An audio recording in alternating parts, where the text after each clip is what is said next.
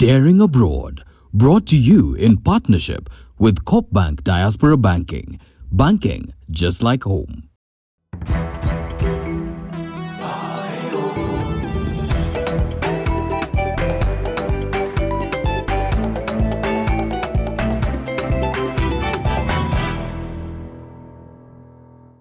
Hello and welcome to the show. My name is Michael Zimanji and today we are transporting you to the Kingdom of Saudi Arabia as we continue our series that focuses on labor relations between Saudi and Kenya. And today it's all about the professionals who are working in Saudi, more specifically in the dairy industry and the ICT sector. Well, here is a glimpse of what we have in store. Kenyan professionals in the dairy sector. I handle about 138 workers. And those in the ICT sector. I look at the software development processes and then advise where we can be able to enhance them. We will continue to tap more skilled labor from Kenya. As Kenyans in Saudi take second position in remittance inflows back home. It continues to be an important destination market for our labor.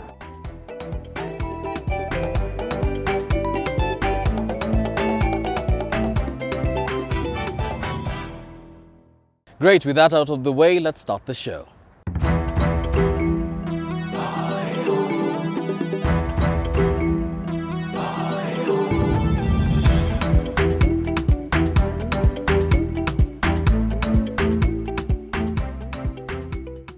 It's 10 a.m. in Saudi's capital, Riyadh, and class is in session. Our job is to improve your skills to make you better. 35-year-old Yusuf Salim is busy taking new employees through an introductory session at Al Marai, one of the world's leading dairy products manufacturer and distributor. You see, Yusuf is a training officer here at Al Marai, a position that he holds with pride. When we receive new staffs, my job is to welcome them, giving them the brief introduction about the company, what are their roles, what are they expecting in the company, few of the kingdom roles. So these things that they need to do when they join. The current and existing staffs, we improve their skills. We assess them and see what is the gap missing between their knowledge and what we require from them, and then we fill the gap by training them. Al Marai specializes in food and beverage manufacturing. Recently, they diversified to include poultry and bakery business. They also operate restaurants and provide catering services. This is Yusuf's 12th year at the company. I joined in 2011 as a sales assistant. I needed to better my life, see opportunities, get to travel. I was a bit young then, I was 23, so I saw a lot of gap, so many opportunities I can see. So more of exploring and making my life better. It's a colleague that introduced me. It's more of a family friend. He was coming on vacation. He called me, told me that there is an opportunity in Saudi. These are the things that you need to do. This will be your job. He gave me all the breakdown of all the things that I need in Saudi Arabia before I joined. So I told him, okay, I'm good. He took me through an agent. He showed me this is the agent. I applied through the agent. They called me, they told me, okay, there's an interview. I did the interview, got passed, then joined Al Marai. Now, Yusuf, who hails from Nairobi, is not the only Kenyan working at Al Marai. From low level to upper management, Kenyans are well represented here. Abdul Rahman Juma Wakudu is the Regional Assets and Facilities Supervisor. He's been with Al Marai for over 15 years. I handle about 138 workers under me in different positions, from technicians to general duty drivers to cleaners, housekeeping staffs, and finally to canteen operations, that is the cooks. According to the Mombasa-born Wakudu, working at Al Marai has a lot of benefits. There is enough privacy and everything is being catered for by the company. We have gym facilities, we have laundry facilities, we have a kitchen that is canteen facilities, and other welfare facilities like basketball, football, and all those. Yeah. Are you happy with your job? Yes, I'm very happy because it's through Al Marai that I am who I am today. Al Marai literally picked me from high school and it took me through college to my current position. This kind of worker investment is something the Kingdom of Saudi is keen on growing, as it plans to double its current foreign labor workforce in line with achieving their Vision 2030, of which Kenya has a big part to play. Kenyan workers represent an important segment in labor market in Saudi Arabia. They're adding value and contribute to the economy, and we appreciate the participation. So we working to make sure that their journey reflect a good, memorable period in this country. Over the past 1 year, Saudi Arabia and Kenya have made tremendous achievements toward building our mutual bilateral relations. We have engaged Kenya health workers in our health sector, and we will continue to tap more skilled labor from Kenya. So, what exactly makes the Kenyan professional quite a valuable resource? Kenyans do work and thrive in the Middle East. We have so many things in common. One of the things that makes the Kenyan employees a great asset is that we're not just the hardworking staff that you've heard about and our ability to speak very well and that kind of thing, but also we are very cosmopolitan in the sense that in Kenya you're likely to be exposed to various religions.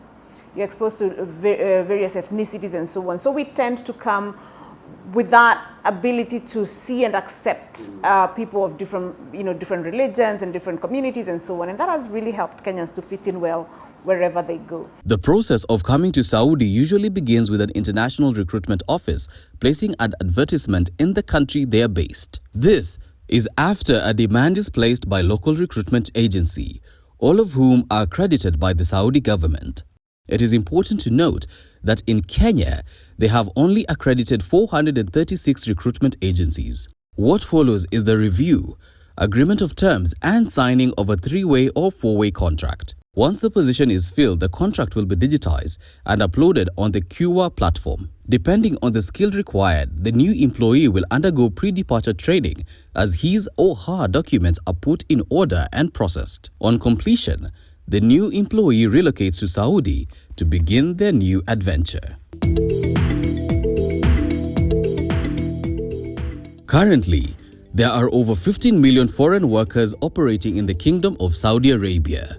Of these, 11 million are under the private sector, that is, those employed by entities, while 4 million are in the domestic sector, those employed by individuals.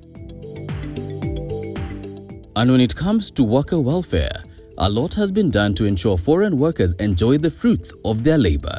The right of workers is one of our top priority to ensure that workers who are working in the private sector have good experience in workplace and they have a safe journey in Saudi Arabia, especially for expatriates. Therefore, we launched several initiatives to ensure that all employees, their rights are secured and they are working in good work condition. One of those initiatives is wage protection system. We established this system in 2013, which is linked with all banks in Saudi Arabia under the monitor of this ministry. We completed the full implementation of this program in 2020. Currently, all employees in the private sector are receiving their salaries under this system, which enable the ministry to monitor the monthly payment in due time and due amount. And we can identify entities or employers that are failed to pay on time, and we take the required procedure with those employers to ensure the employees they are getting their rights. Also, we are applying several tools to protect employees. First, we are opening lots of channels to receive any complaints, any issue that raised by employees, if they face any misconduct or behavior that lead to human trafficking persons. We are aligned with all government entities to act upon any complaint that reach to us. In addition, The Saudi government has also introduced random inspection visits, a violation and fines decree ensuring worker safety, automation of contracts, anti-discrimination laws, among others. This is the reason Kenyans at Al Marai like Yusuf and Wakudu are thriving here in Saudi, with the ripple effect being experienced back in Kenya. I get to enjoy going home every year. So I get to visit my family. My family gets to visit me. Actually, maybe they will come in the near future. So it's an advantage. When I'm back home, I'm able to do some other things, businesses and investments, because at least I have something to do. So that when I go back home, I can say, yes, this came from Al Marai. The hard work that I did there, this is my result. Saudi ameninua na nimeendelea kwa maisha, na nilikuwa kwa zamani nafanya kazi ambayo mshahara wake ni kidogo, lakini nashukuru nilipokuja Saudia mshahara kidogo, nashukuru inasaidia nyumbani na mimi mwenyewe pia najisaidia. Their story is similar to many others in the kingdom, a sign of good things to come for all those interested in venturing beyond borders. Despite the success and favorable working conditions, Kenyan professionals advise others to always be mindful of the law and to always do their due diligence. When I came here, I knew what I was coming to do. So I just had a small bag because I knew I don't need heavy clothes, I don't need too much clothes, everything will be sorted here. So I came light. That helped me to transition. So when you're coming or you're going to any other country, make sure that you have information, have a bit of a background. What am I going to expect there? What am I going to do there? These things help you to transition faster rather than going there and then finding some things that you did not expect. It's a good place, but you should just be focusing on what brought you here rather than what people outside are telling you. If you do that, you'll have a perfect life in Saudi Arabia.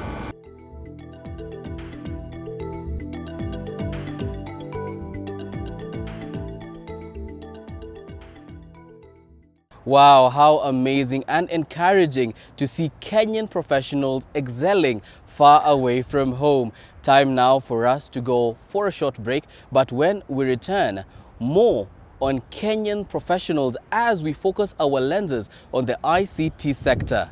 Also ahead, brain gain for Kenya as domestic worker turned nurse comes back home to start a business.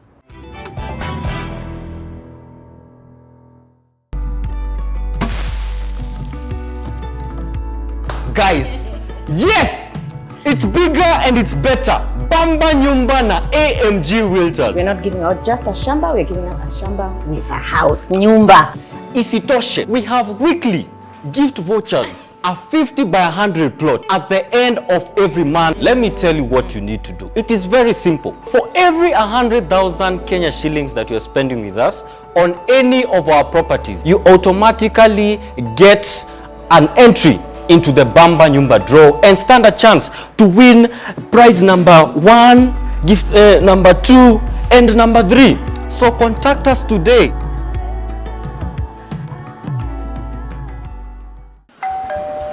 Own your dream home for as low as 1.98 million Kenya shillings in Vipingo, Kilifi, and enjoy a flexible payment plan of 10% on signing of the letter of offer and the balance in equal monthly installments within 18 months. Supported by world-class amenities and infrastructure, our estates offer a unique, secure environment with a wide range of outdoor facilities. SMS Vipingo to 22365 or call us today on 0740 400 215. Terms and conditions apply.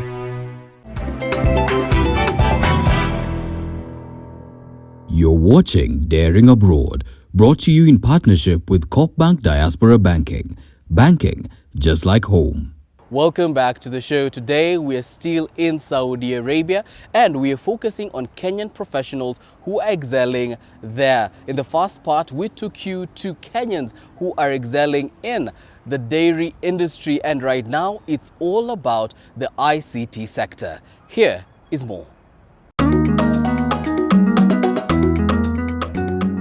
Now, it is not every day you bump into your campus schoolmate years after graduating. Well, this happened to our very own Alex Chamwada, and in Riyadh City, Saudi Arabia of all places. His name, Boniface Nganyi, a Moi University alumnus from the School of Information Sciences. Boniface is now an IT specialist with no consult telematics, a consultant for the Saudi telecom company STC, a telecommunications company offering landline, mobile, digital infrastructure and data services like cloud computing, cybersecurity, among others.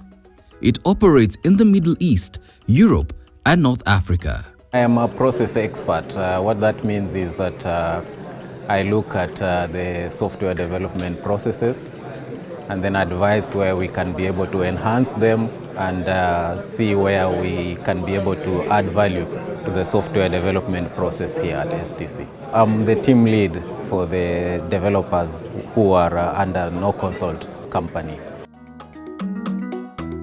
Tell us your journey. How did you end up here?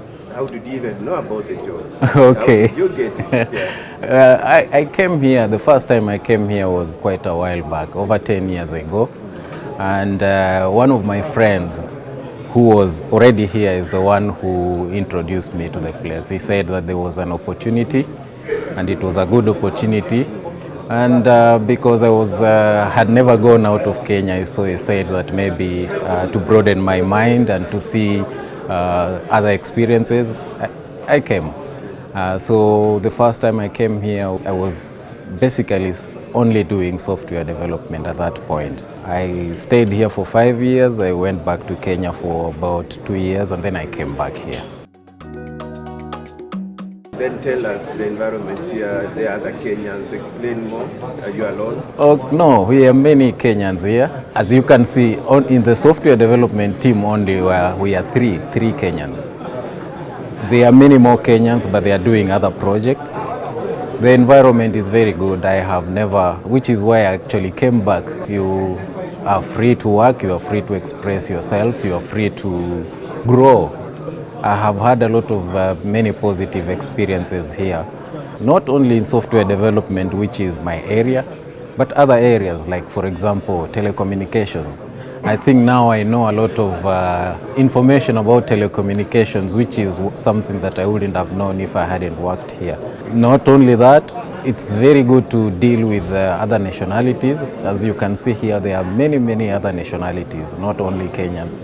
We have Indians, Pakistanis, Filipinos, and when you sit with other people, it opens up your mind and you can be able to explain. When we were in Riyadh, we met Kenyan professionals who have been there for 20 years, 30 years, and are thriving in their careers. And we were very impressed. One professional can bring, the one who is paid on a lower level can earn what 10 domestic workers are bringing home. So our focus now is shifting to professional cadres, professional jobs, and therefore that is why we have continued to engage with the government of the Kingdom of Saudi Arabia. You know, initially you are supposed to stay with the employer for 2 years, but because the Kingdom of Saudi Arabia is a member of the ILO, and with the new reforms that their government is implementing, they had to do away with it so that a worker enjoys the same rights that other workers have. Are you confined or you are free? You leave, go home, drive, come back. Are you free?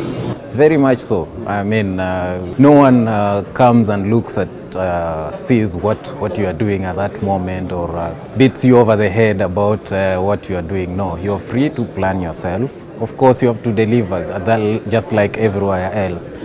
But we are free to do the work within the bounds that they have given us. What are some of the do's and don'ts? We hear so many stories back home, but probably it's because people don't do certain things in the right way. What are some of the things for you you've learned when you come here that you'd really put into consideration to live well, work well?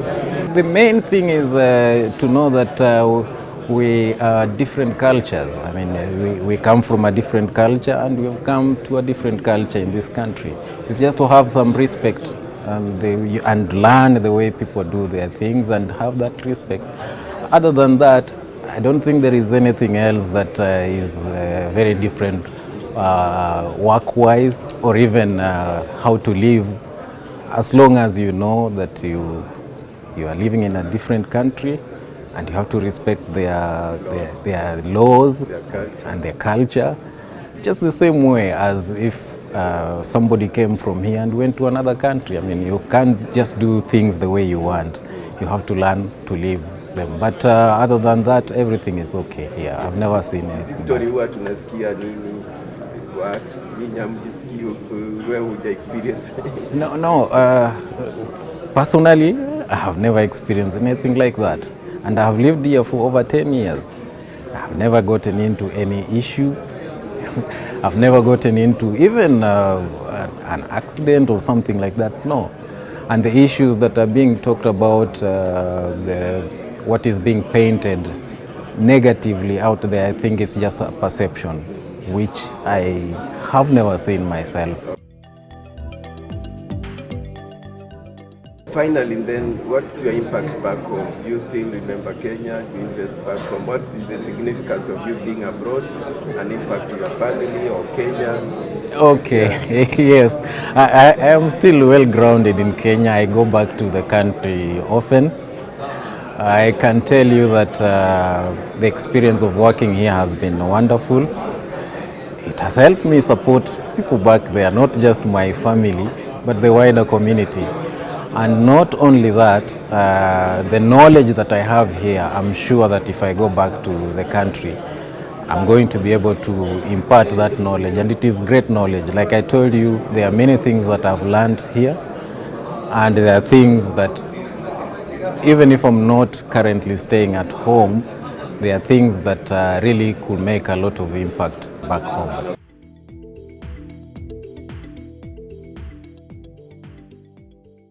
Many thanks to Boniface for that inspiring story. Time now for our back home segment, and today we're focusing on Joy Ngotho, who went to Saudi 13 years ago as a domestic worker. She later on became a teacher and is now a qualified nurse. She's back in the country doing big things, and here is her story.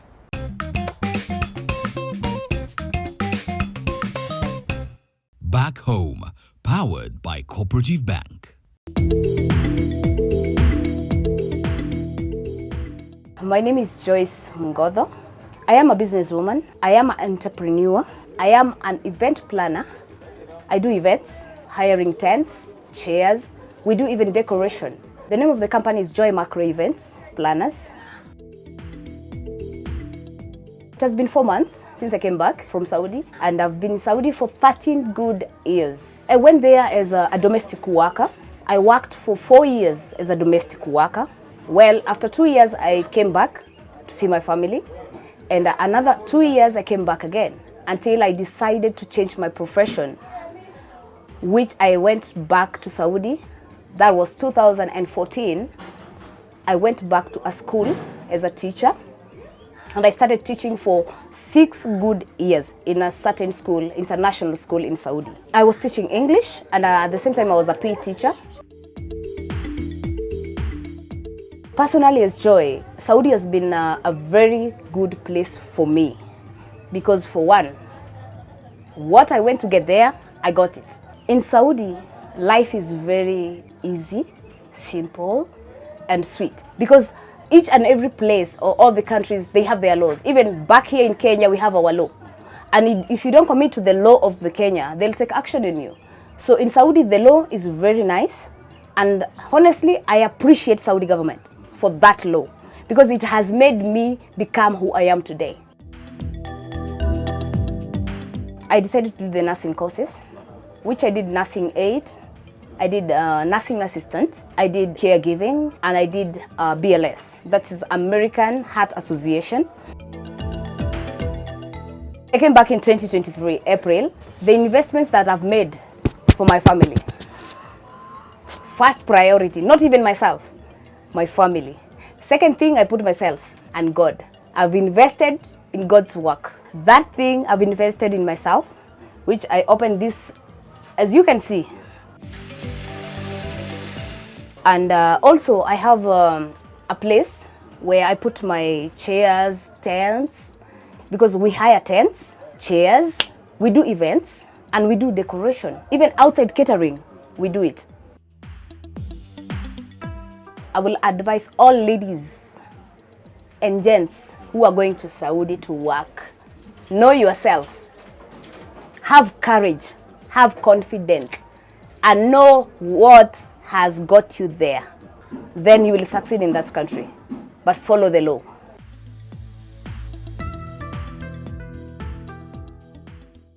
Cooperative Bank. We are you.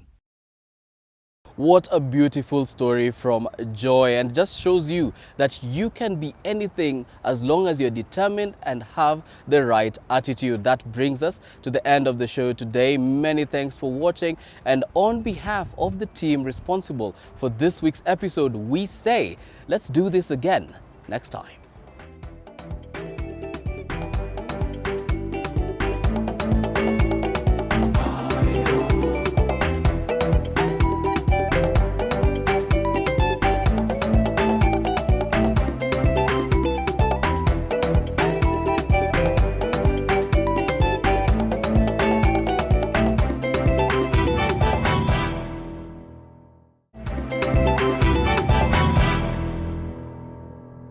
Daring Abroad, brought to you in partnership with Coop Bank Diaspora Banking. Banking just like home.